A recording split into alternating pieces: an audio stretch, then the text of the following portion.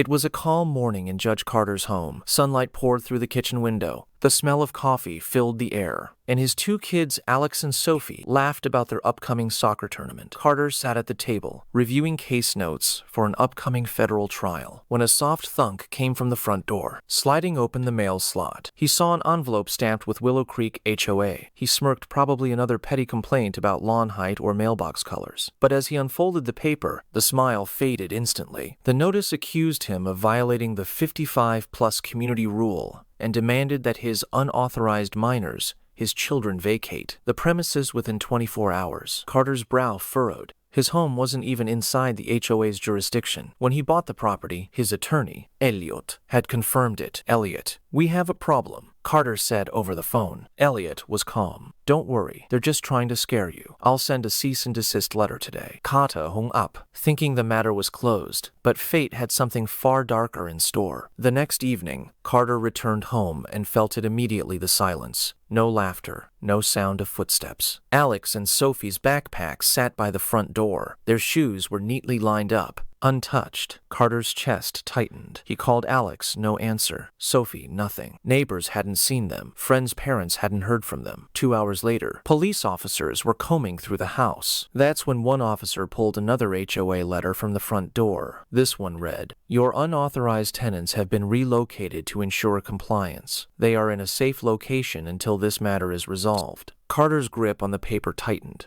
This wasn't a fine. This wasn't a warning. They had taken his children. Mrs. Harper, his elderly neighbor, approached quietly. "Judge, I saw 2 men in suits this morning. They put the kids in a black SUV and drove toward the HOA clubhouse." Carter's jaw clenched. With police in tow, he marched into the clubhouse. Behind a massive desk sat Karen Wills, the HOA president, her lips curling into a smug smile. "Where are my children?" Carter demanded. Karen's voice was syrupy. "They're under temporary guardianship until your violation is resolved." "That's kidnapping," Carter shot back. The lead officer stepped forward, warning her of criminal charges. She scoffed, calling it a civil matter. But when the officers moved in, her confidence cracked. "They're at Lakewood Christian Academy," she blurted. Carter didn't wait. He was going there now. The moment Carter arrived at the school, he sprinted down the hall. Room 214. He shoved the door open. Alex and Sophie sat at desks, looking scared and confused. A woman in a navy suit stepped between them. "The HOA has legal custody," she said coldly. The officers moved fast, placing her under arrest. Carter wrapped his arms around his kids. Sophie's voice trembled. "We didn't know what was happening. They just took us." "You're safe now," Carter said softly. But inside, he knew the fight was only beginning. That night, Carter called Elliot. "We're ending this HOA for good." The next morning, he filed a federal lawsuit not just for the unlawful detainment of his children, but for conspiracy, fraud, and abuse of power. Through subpoenas, they uncovered the truth. Years of fake fines, hidden accounts, and stolen community funds. Karen's lawyer tried to make a deal, admit the kidnapping in exchange for dropping the fraud charges. Carter refused. "I want them all punished." Within weeks, the HOA leadership was either behind bars or under investigation. The organization went bankrupt. Former board members were forced to sell their homes. Carter quietly bought them. When he owned enough, he called a neighborhood-wide vote to dissolve the HOA forever. The result was overwhelming. 92% voted yes. The HOA sign at the neighborhood entrance was torn down. For the first time in years,